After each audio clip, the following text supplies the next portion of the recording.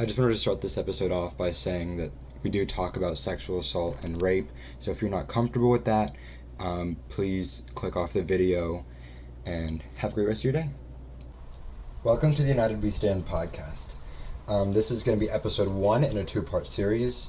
The first episode, which is today, will be on women's issues, and the second part will be on men's issues. We do understand that some of these issues go for both men and women, but today we're just going to be specifically talking about issues that women face, and then in the next one we'll talk about men. So today I'm here with Jenna. Hi, thanks for having me. Yep. And so you wanted to start with double standards. Yes. And I really just wanted to, again, preface this with, in regards to violence against women or just general acts of, sexism or things like that, that it is not all men, and that has been the resounding theme over the last couple weeks in light of stuff that's happened. And it's not all men, I dare say, it's not even most men. I just wanted to use this as an opportunity to provide people with a female gaze on the subject, and for people to realize that things that people are taught, or rather things that they are not taught, that turn into thoughts, that turn into words, that turn into actions, and just how that builds. But yeah, I feel like double standards is a really, really huge issue and something that really divides genders. People often refer to girls who maybe don't quote unquote cover up, or maybe supposedly show too much. People will often refer to those girls with a certain word, but when you take a step back and think about it, do you have a word that's the equivalent of that for a man? No. Yeah, and just taking a step back and realizing, or if you were to think about if a girl were to rape a man, you might label well, that's really psychotic, or that's really whatever. But when a guy rapes a girl, I feel like responses maybe aren't quite as harsh in the sense that they're crazy, because it's a behavior that has happened so much that we've kind of grown not to be as what's the right word, impacted by it per se. Yeah. Let me see, what was the other one? Or girl bosses, if a female is the head of a company, she might be referred to as the B word, or she's being such a whatever, versus if it were a man, it'd be something, he's just mean, or he's just doing his job. There is just this negative standard, for women, and just going into how, people always label women as emotional and how that is a negative thing. But I dare say that's actually a strength, because women are quote unquote emotional, it allows them to sympathize and see things from multiple perspectives. So actually, I feel especially in issues like this, it's actually a strength instead of a weakness, and then try to downplay that. I think that's a lot of the big double standards, and I think it's stuff that sometimes we fail to look at, and so I just that's something important to remember. Yeah. You said there's also laws and stuff that go under double standards. Yes, especially I feel a lot of things, again, recently, laws made to, I almost dare say, control women, and maybe you could argue that's too drastic of a word, in Minnesota. And again, I'd have to do a little bit more research into the progression of this bill. There was a proposal that there should be a law that says that if a woman is intoxicated and she is raped, that is consent, and that a man should not be charged for rape with that. And how, to me personally, I've thought about it over and over, and I cannot think of a single reason that makes sense to me. And someone else could disagree, and that is completely okay. But I personally, through my experiences, don't see how that makes sense. And so if I were a woman living in Minnesota and that was passed, I would probably, if I were 21 and chose to drink, I would probably stop drinking out of fear that something like that would happen to me, and that the appropriate consequences were not given. And so I feel in small ways that is essentially controlling women, because it's if we put this law in place, women aren't going to want to drink anymore, Yeah. Stuff like that. Or there was another one, and again, have to do a little further research into where this law is in place. I saw something where they were going to charge a woman with manslaughter if she has a miscarriage. Again, also, I don't like, in some circumstances I could see why somebody might think that way, but I don't happen to agree with that Yeah. in any way. And I feel like that's just so extreme, and it's just, again, these laws are almost made to scare women out of doing things for fear of those repercussions, and it's just, again, a way to control women. And like, these are just examples nationally, but even internationally in France, with like Muslim women, and like controlling what age they should be allowed to wear their hijabs, and like how that's so unreasonable because their age for consent is 15, but now the law for this is 18. Mm-hmm. And again, it's just about regulating like women's bodies and what they can and can't do. And I just feel like it's been built into the government as a way to control women, and that's not a good thing. Yeah. Okay, so I did some quick research while you were talking, and a it is the thing with Minnesota. It's not like an official law, Okay. but it's a court ruling, and typically court rulings are used in future court rulings. And so it has been stated that a Minnesota man can't be charged with felony rape because a woman chose to drink beforehand. And Okay. so it's not necessarily a law, but it is the fact that it's even been ruled as a thing that can happen is still pretty messed up. Okay, yes. No, thank you for correcting me on that, because I did not quite look into that enough, but I did see that. And then I couldn't find any um like thing on the miscarrying and being charged with manslaughter. The Hmm. only thing that I could find was there was a pregnant woman who was shot in the stomach, and she was charged with the death of her fetus. Yes, I did see that story too, and this might have been what that had stemmed from. And if I probably couldn't find that specific thing I was referring to, but like that idea that she was charged for that, Yeah. how that's again a way to control women. And again, people may argue if something similar were in place, like, oh, well, something similar could be in place for a man, but it's not, and that's the difference. Hmm. And then with laws banning abortion could, depending on how they're worded and how the court chooses to decipher the laws, then they could be used to criminalize miscarriaging too. Exactly. And again, abortion is a different issue, and people will have their opinions on that. But I would like to think that the fact that the government is even has any sort of say, regardless of what that is, in regards to abortion, that they have a say over that is, again, kind of regulating women's bodies and women's choices. Yeah. And then you want to talk about the different ways that women live their lives in comparison to how men do. Oh gosh, yeah. This is a subject where I feel like it could be really eye opening for men to maybe start to understand, but just so that they can really get a grasp for it. Yeah, I think that. Um, Oh, sorry. But no, I you're no think go that go right go ahead. You're good. whenever I was growing up, I had female friends, but I never really.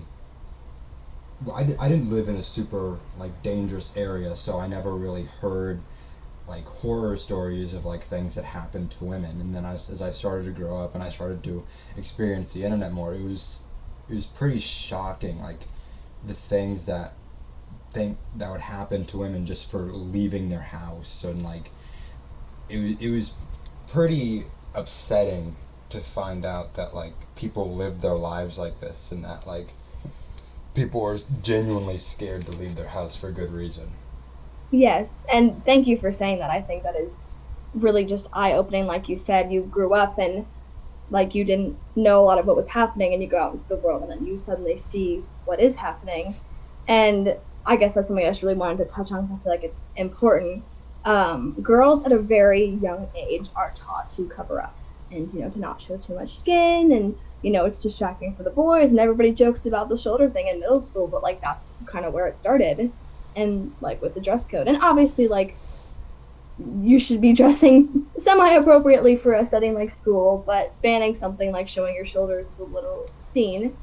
And but the whole reason for covering up, it was supposedly a dress code for the school environment, but I would notice that some of my friends would get dress coded for wearing spaghetti straps, but men would walk around in their basketball jerseys and no one would say anything to them. And it's like, is this really about appropriateness at school, or is this about distracting men?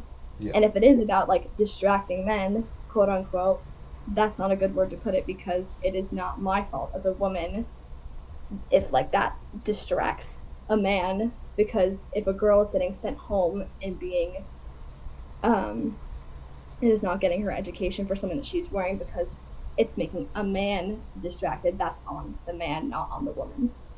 Mm-hmm. And other things like, and then as we grow older, girls are reassured like when a boy is mean to them, it's because they like them. And in some cases, that may be true. And when boys do this, maybe they do like her. And I'm sure it is not with malintent. But the fact that nobody has really brought awareness to that is conditioning the idea to young boys that men can talk down to girls. Mm-hmm. And that because it's a compliment, girls should like be okay with that. And Yeah. then from there, like again, we already mentioned at the beginning, men, of course, awful things have happened to them that are also assaulted and harassed and all of those things. However, from my experience, and I think a lot of other girls can testify, it happens to girls starting at a younger age, and it happens way more often. I was catcalled for the first time in middle school, Mm-hmm. and I'm one of the lucky ones. I know of people who have like been raped at a young age and who Yeah. live with that for the rest of their lives. So So do I. by no means, yeah, it's horrific. Like was catcalled in middle school. My freshman year, a boy made a very suggestive remark to me in the hallway, and that really shocked me. I'm like, how do you think that's okay to say something like that to me? For no good reason. And even now, growing even older, as now like I'm driving and I have a job and I'm getting older, like all of these things and precautions that my like parents have me do to keep me safe, and that things that I'm sure lots of girls do. Again, girls drive. Have you noticed like how many girls carry like a personal alarm or like a mace or some sort of like sharp thing attached to their keychain? Have you noticed that? Yeah. I mean, like, I've even like talked to like my mom whenever she goes down. She works downtown. She carries mace on her.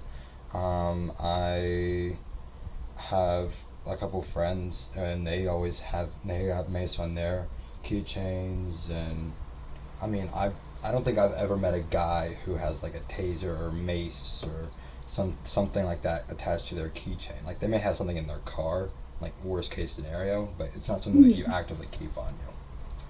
Yes, and I think that's kind of the point I was going to get to, in that women like are taught to always be alert, better be safe than sorry. Like I personally, I carry an alarm. I have a mace in my car. Whenever I go running in my neighborhood, I carry a portable mace with me, and that could also be used for animals or other things like that outside. But for Yeah. more often than not, it's so nobody throws me in a van and takes me away, Uh huh. because I feel like that's something that men don't really have to worry about as much, Mhm. And what was the other thing that I had? Like when I get into my car, I lock my doors right away, even if I'm in my own driveway. Yeah. The first thing I do when I get in my car is lock my doors. Yeah. Whenever I Um, get whenever I get out of work, I'll sit in my car. My door's unlocked. My window's down. I'll sit in my car for a couple minutes.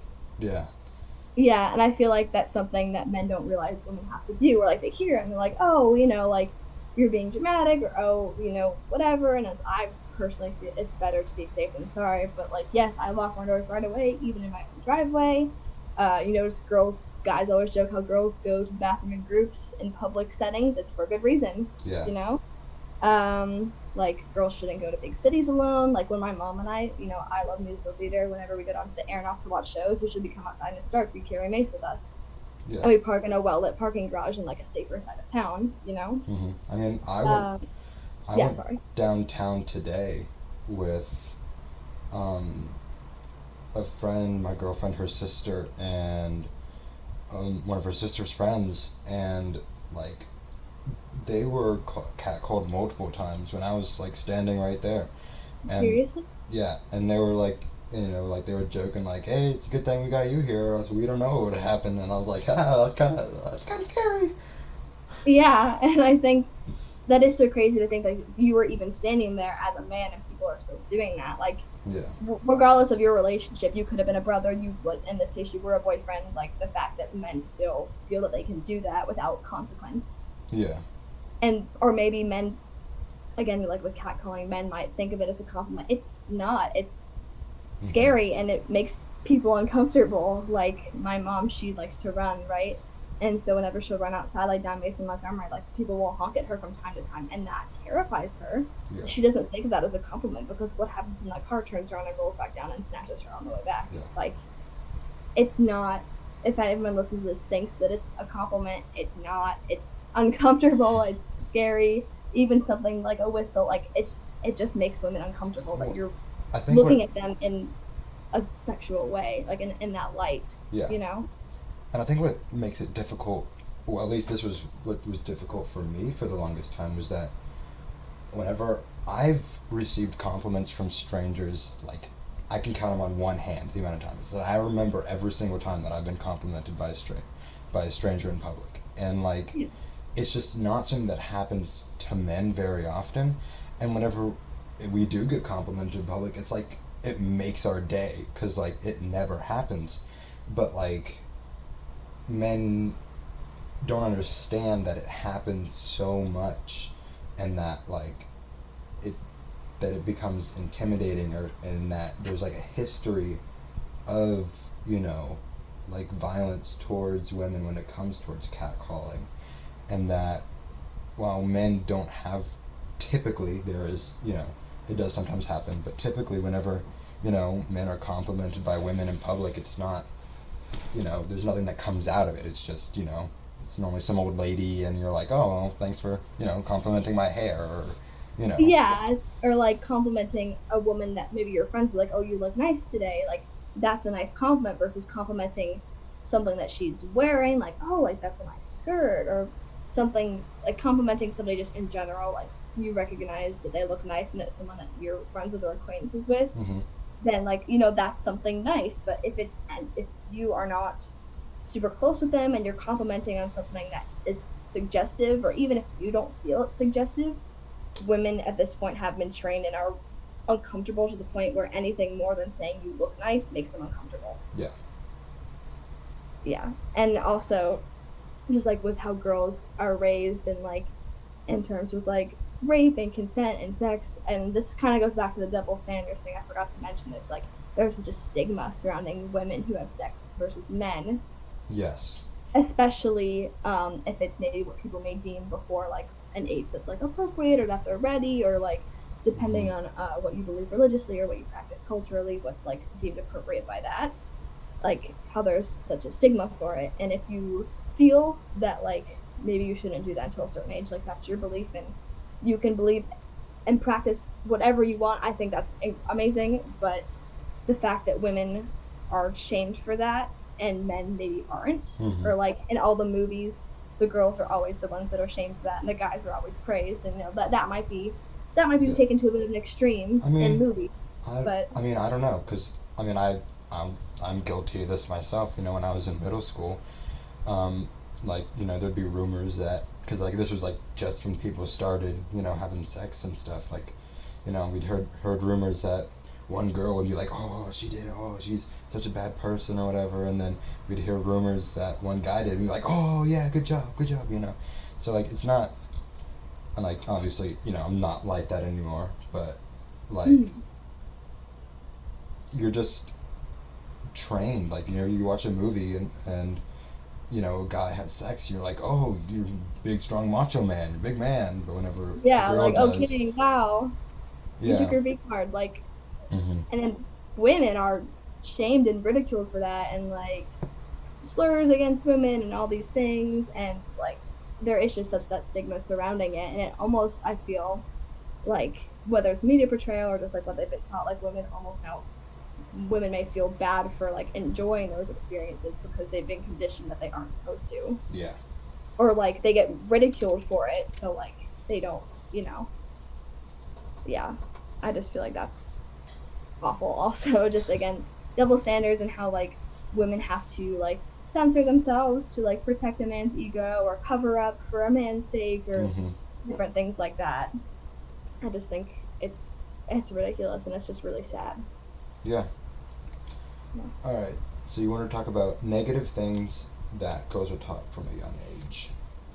And I think I already touched on this a little bit on accident, Yeah. but again, just from a young age, like being taught to cover up, and again, just all the things I said, like to your point when you were talking about how you didn't realize any of this was happening to girls until you got older, but this stuff has been happening to girls since before you even knew what that was, Yeah.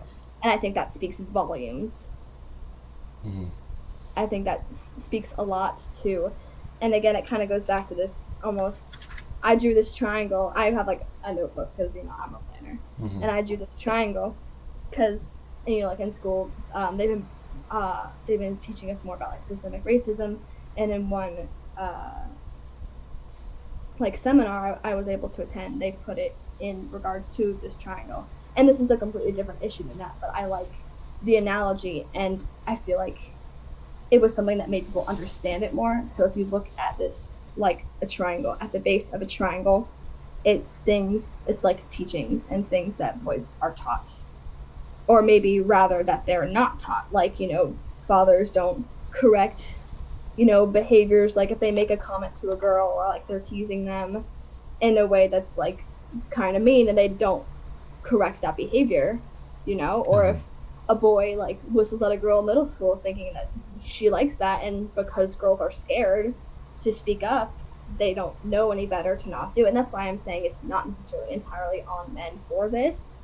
It's on the people that came before them, and Yeah. it's not on any particular person, but just the things that they are taught or behaviors that are not corrected turn into thoughts and the things they believe. And I feel like that's where there turns to be a lot of retaliation against like, not all men. It's like, well, no, I'm a good guy, or like thoughts of like, oh, no one ever told me this wasn't okay, so it is okay. So why are you telling me this now? And Yeah. those thoughts then become turn into words that you're speaking and discussions that you're having and points that you're trying to make, and eventually those words turn into actions, and those things that you're saying turn into hitting a girlfriend. Or I feel like some boys like to assume that once they're in a relationship, they don't have to ask for consent, and that's not true. Mm-hmm. Yes, that's a big And one. that is, I feel like, that is a big thing because, like, the definition for rape, when people think of rape, I feel like what comes to mind is something very violent. They typically And think of like like college room, like hotel room, like being held down and forcibly against your will, screaming, yes, crying, and you know.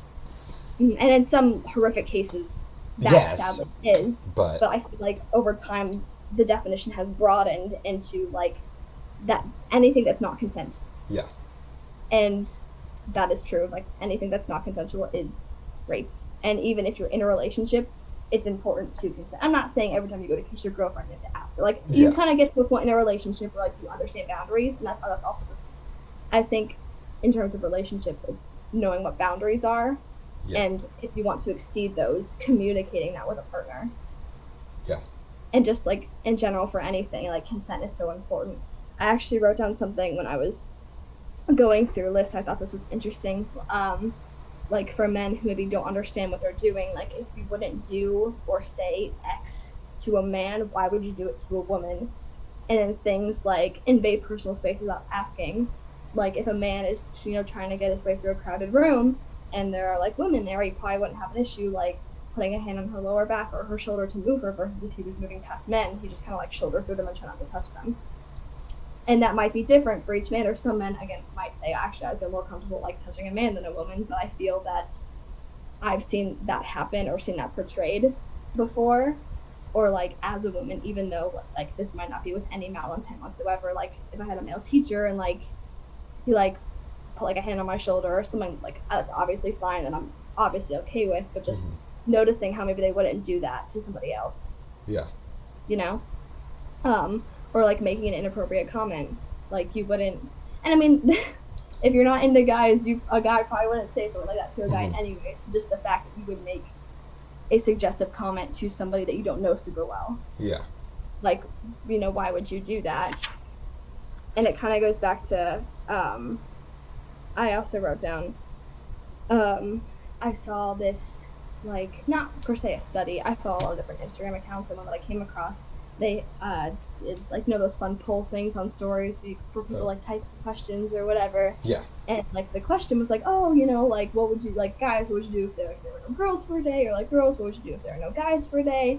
And all the guys were just like general things, or like hanging out with like just everyday stuff. Hmm. And the overwhelming majority of what girls wrote was like, sleep with my windows open, go for a run at night, wear whatever I want, stuff like that, that men can do without having to think about. Yeah. And I mean, I don't want to, try to discredit anyone, but I think that that also has a lot to do with media, and Mm-hmm. nowadays there's a lot of fear mongering, because I'm not going to try to discredit and say that it doesn't happen to a lot of women. It definitely does. It happens. I know. It happening to anyone is way too many. But I think that the amount of fear mongering that the internet does now is a lot, Mm-hmm. and that it does create this just instant sense of dread and fear 24/7 when it's not necessarily necessary. It's necessary, but it's not accurate, if that makes sense. I'm not trying Yeah. to. Yeah. No, that's actually a really good point, and I think that is a very good point to make. That it's kind of like, if you were to bring up mental health, like there has been a lot more like resources surrounding that, and I think that's super great. But then sometimes people might mistake things that they're feeling for something that may be a little bit more drastic than what it is. Yeah. In a sense, again, not trying to downplay anyone that, like, I understand where you're coming from with that, and I think I actually kind of wrote something down, and like people could say like the girls are being dramatic, and that is not what you were saying at all. And I completely agree with what you're saying, that there is a lot of like fear mongering and those types of things. And so maybe like saying that all women are constantly in fear is not a correct statement. Like, if you put me in a room full of men, I would not be scared, but I would be uncomfortable. Yeah. And I mean, like, if I was in a room full of women, I wouldn't be scared. I'd be uncomfortable. And it's just an uncomfortable situation to be in. You know? Well, I wouldn't be uncomfortable in the sense that there weren't girls. I'd be uncomfortable in the sense that I'm surrounded by men that I don't know, whose intentions I don't know. Yeah. That. Yeah. Yeah, like I understand, but like I'm sure like a man in a room full of women would be uncomfortable. Like, oh, okay, there's a bunch of girls and there's no guys. This is weird. But Yeah. I feel like that uncomfortableness would come out of a place of just like there's no dudes, versus for girls it's like uncomfortable, or like that's where maybe some of the fear might start to settle in, of like, I don't know what these people are thinking Yeah. when they look at me. Yeah. I mean, do you have anything else you want to go over? That's why I'm looking to see if I hit everything. Um, so again, like there are so many layers to like this conversation. Yeah. I think that we should definitely, before I have a couple more things that I want to go over, but Yeah. before I do that, I want to say that I definitely, if you guys listening do have anything that you want us to go over, please do put that in the comments, and we'll have a discussion about it next time. And because I really do truly intend on, or like, women, if you have anything that you think that you want to add in, then 100% put that in the comments, and I will work on getting that into the next video that we do like this. But I do want to add that I think that a lot of men, it's just, they think that compliments are always going to be something that comes from a place of positivity, because in all honesty, we don't receive a lot of compliments. It's just not Mhm. something that happens. like like for example, I can remember sometime when I was like 5, and this old lady in Walmart complimented my hair, and I remember like exactly what I was wearing, exactly what she was Uh-huh. wearing, exactly what she looked like. Like, that's just like, and I mean, like, if that were to happen to some little girl and some old man was like, hey, I like your hair or whatever, that'd be pretty creepy. Yeah. But it's just like, we don't realize that that you've that women have been so over sexualized, and women have been so um like just battered over the years that like it's no longer just a simple compliment. It now becomes a question of what are your intentions with me, and what are you a threat that I should be worried about? Yeah. And I think you do make a good point about how like men don't receive many compliments. I think this is actually a great point of discussion for when we do um Man. excuse me, that podcast for things that men go through, and we can touch on that more later. But I do agree with you, like that men don't receive as many compliments, and so maybe like in trying to compliment a woman, it's their way of like oh well, when people never do this for me, so I want to do this for them. But then by no fault of their own, they don't maybe understand how somebody is taking that, and that's not their fault. Yeah. And And I I'm think not trying that's to say that, every single minute that cat calls someone is just being like, oh, I'm going to try to make this person's day better. Obviously, there are some creepy yeah, men out there who are like, or whatever. yeah. But that, my Oscar nomination worthy imitation there. But, yeah. Yeah, no, that is a good point though. Mm.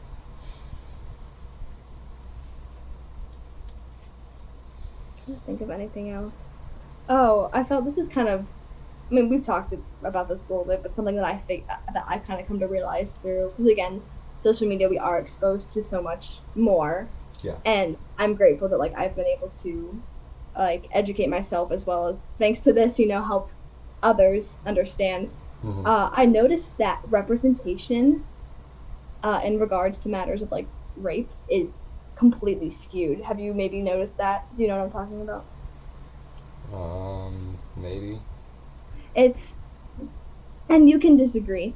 Yeah. I think that representation is skewed in that I feel headlines, or even in regards to those Asian women, like what happened to them, all the headlines were like 8 Asian women were shot and killed, not white man kills like again like the passive versus active, and I feel like that's the same case for a lot of stories like of rape, like whoever like Arizona woman was raped.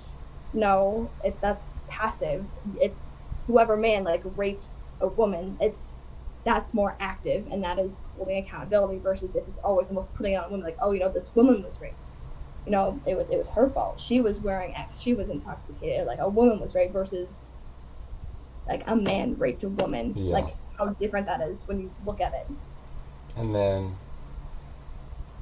yeah, I agree. And because and there's no like real comparison that you can make, because Mm. typically these stories around surrounding men are pretty rare. Whenever like it definitely does happen, and happens quite a bit, but way less, and is reported way less than under women. So it's not really, you can't really make a comparison. But I think that it's definitely, um, whenever you see a story, it's never, this man has raped a woman. It's always this woman was raped, or stuff like that. It never really mentions the guy. It always mentions the The woman. perpetrator only, yes.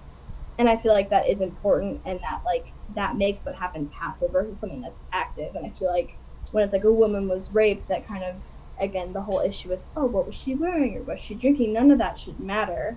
It doesn't matter. It matters that a person invaded her space, a person did something to her without her consent. Like it's the man or the person. It doesn't, maybe it's not like, it's what the person did, not what happened to the person. Yeah. All right. Anything else you want to add? I think I just wanted to end with like I said before, I'm personally lucky that like I grew up in a safe place, and I'm very fortunate that I haven't not a lot of bad things have happened to me. Yeah. And I'm lucky that I've met and surrounded myself with very respectful men that I feel safe around.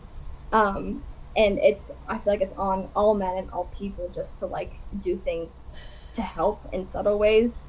Like if you're looking for ways to help, it's as simple as calling out your friends.